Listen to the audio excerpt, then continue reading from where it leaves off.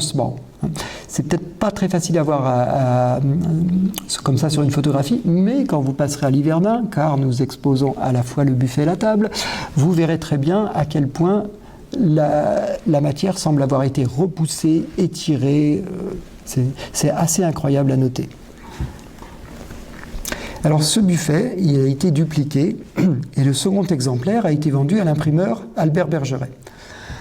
Alors cette fois, le motif sculpté à son sommet est moins luxueux. Il a été exécuté par Auguste Valin, le fils aîné de Jeanne Valin, qui était devenu sculpteur, et non par Victor Prouvé, comme sur le buffet de Dutreux. Donc en fait, Bergeret, qui l'a payé le même prix, s'est fait un petit peu voler. On peut le dire maintenant. L'année suivante, Bergeret a commandé une salle à manger complète pour sa nouvelle maison, qui était contiguë à son imprimerie.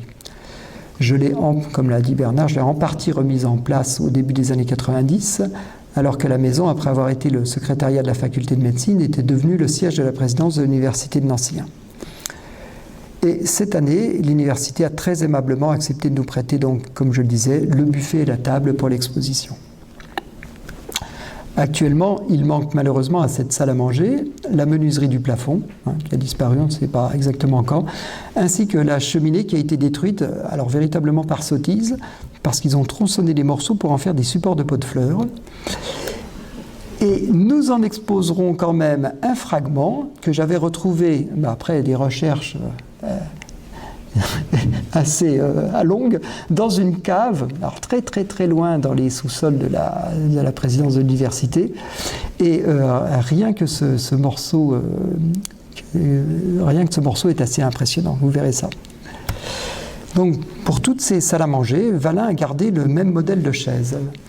Pour cela, il a considérablement amélioré la chaise de la salle à manger Biette, que nous avons vue tout à l'heure, en la rendant plus équilibrée et plus confortable. Et un peu plus haute aussi, parce que la chaise de la salle à manger Biette, elle est assez curieusement basse. Alors on a toujours des jambes de force à la Viollet-le-Duc, toujours sur le côté, mais cette fois-ci la jambe de force rejoint l'assise, et puis là vous ne voyez pas très bien, mais à l'arrière il y en a également. Tout ça histoire de bien maintenir solidement la chaise. Juste à côté de la salle à manger, le cabinet de travail a également été entièrement meublé par Valin. Vous reconnaissez le doublon du bureau Cronberg que nous avons vu tout à l'heure, mais cette fois-ci il n'y a plus de sculpture d'Ambel. Et c'est un modèle simplifié de poignée qui est utilisé. Et remarquez aussi de part et d'autre de la cheminée des sellettes dont nous allons reparler. Sur cette photo, la bibliothèque n'est pas visible, mais nous allons aussi l'exposer. Et c'est un meuble absolument gigantesque. Alors Fabrice l'a démonté avec Monsieur de Robe, qui est là. Il dit bonjour. Et donc, je rends hommage à leur professionnalisme pour avoir démonté un pareil meuble et pour le remontage à venir. Donc, deux détails sont intéressants sur ce meuble.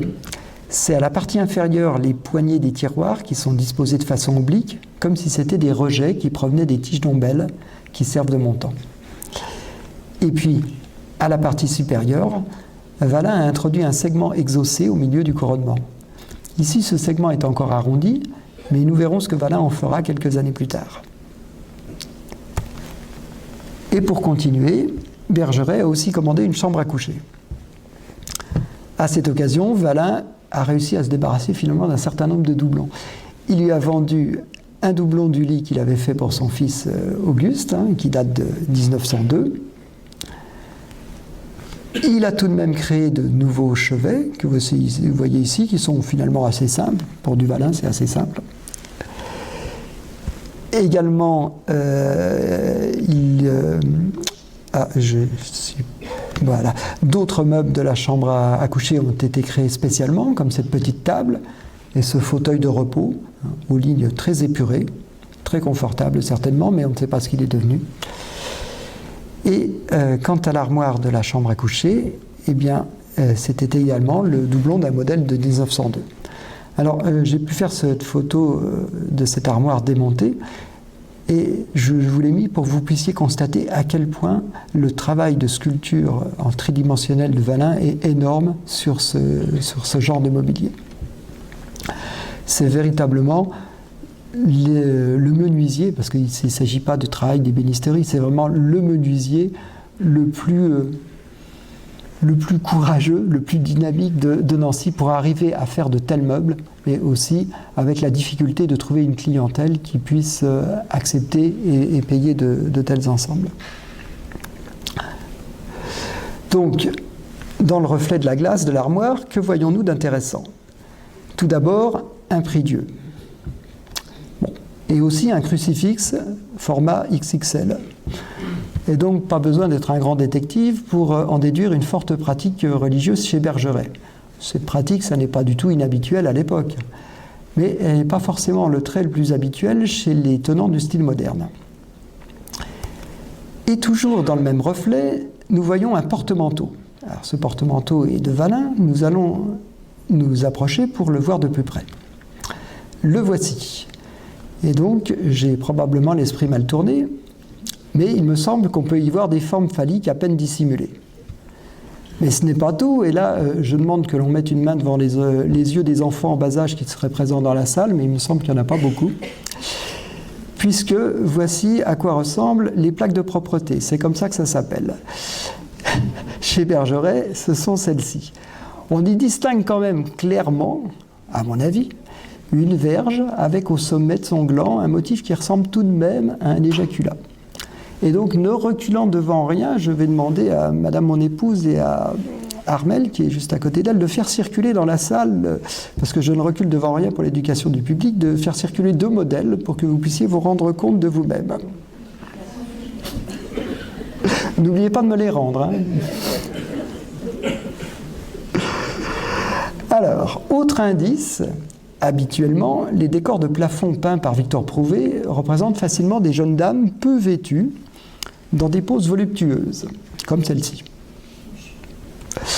Ou comme celle-ci. Et je précise d'ailleurs aux amateurs et amatrices que nous exposerons ce dernier tableau à l'Yverdun dans un magnifique cadre d'Eugène Valin qui date d'à peine un mois. Bon, c'est une copie, mais qui a été excellemment bien réalisée. Et donc, chez Bergeret, au plafond du hall, ces créatures qui sont perchées sur des arbres sont sagement habillées de tuniques. Donc, pour revenir à nos représentations phalliques à peine déguisées, il est bien possible que Valin les ait placées avec une petite arrière-pensée moqueuse. Et j'en suis venu à ça parce qu'en fait, il y a plusieurs indices du fait que Valin et d'autres créateurs aient pu un peu se moquer de Bergeret derrière lui. De même qu'il avait proposé le thème du pan pour le vitrail de l'imprimerie de Bergeret, le pan qui est tout de même aussi le symbole de la vanité. Et de plus, dans la maison, il y a plein de motifs de monnaie du pape. Monnaie du pape qui, comme vous le savez, symbolise très facilement l'argent, ce qui est assez bien vu pour cet imprimeur qui avait fait une fortune très rapide avec la diffusion de ces cartes postales. Et Bergeret était quelqu'un d'assez prude, hein, puisque j'ai retrouvé aux archives municipales une pétition qu'il avait fait signer à toute la rue, dans laquelle il se plaignait du fait que de l'inachèvement des travaux de voirie, eh bien, les amoureux venaient se bécoter sous ses fenêtres et que ça donnait lieu à des scènes réalistes.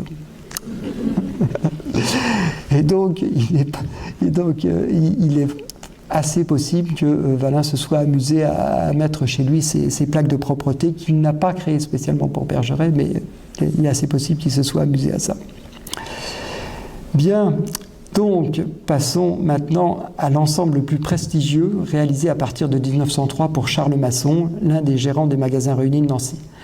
Et la villa dans laquelle nous allons exposer à l'Yverdun, c'est la villa de campagne de Charles Masson.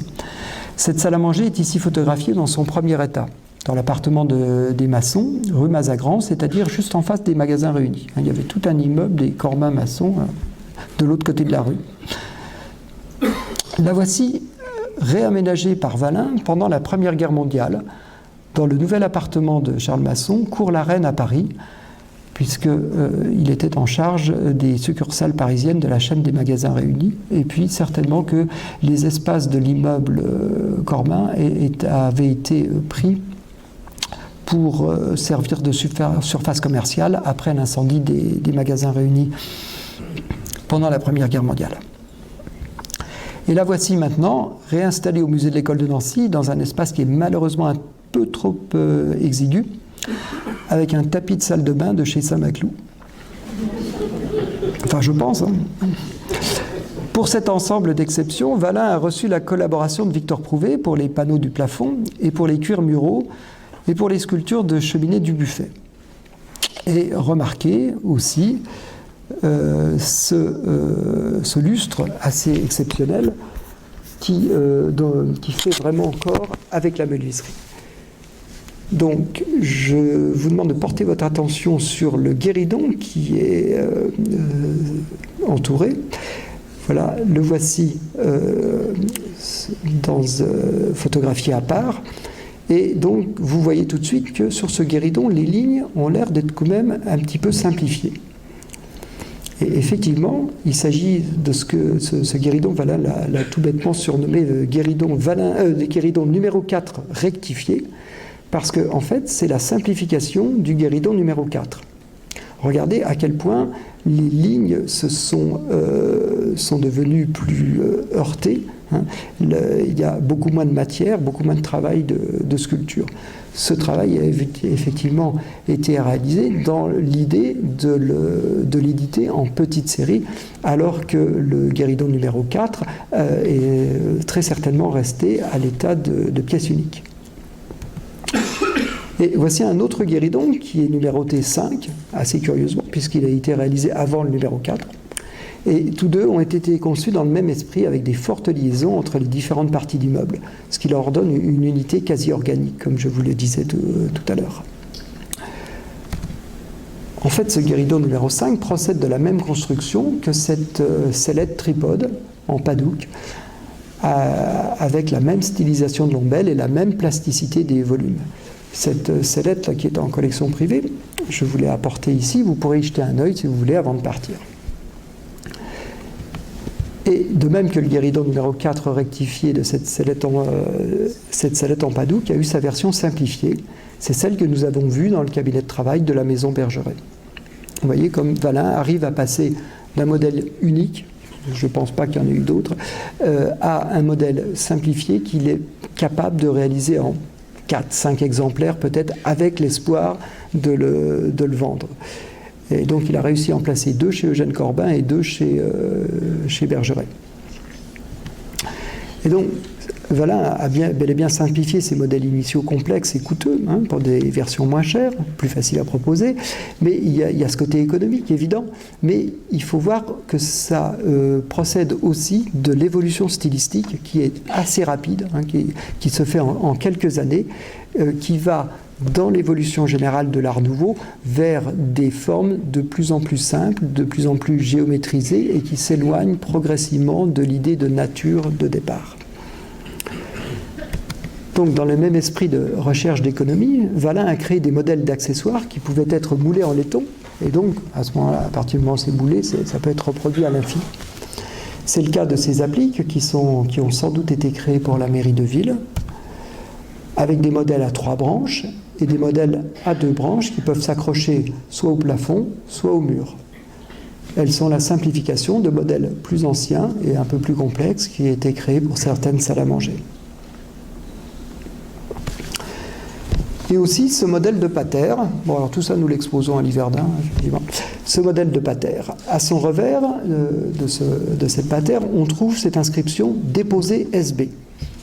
Mais jusqu'à présent, nous n'avons pas pu en identifier le fondeur ni l'éditeur. Mais nous sommes bien certains qu'elles ont été éditées, tout d'abord parce qu'on en trouve sur le marché de temps en temps, et aussi parce que ces patères, on les trouve sur une carte postale du Café de la Comédie à Toul, qui était meublé par Gauthier Poinsignon, donc il ne s'agit pas du tout d'une réalisation d'Eugène Valin, qui en possédait plusieurs tout autour de la salle, à 1 ou à 3 branches. Et puis les poignées de tiroirs sculptées en plein bois que nous avons vues précédemment ont pu être remplacées sur certains meubles par ce modèle de poignée que j'appelle à plis, parce que vous voyez, on voit encore les plis comme s'il y avait eu cette traction, cette déformation de la matière qui était moulée en laiton. Valin a créé d'autres modèles de poignées en laiton, dont celle-ci, très élégante, je trouve, qui est posée sur les portes de l'immeuble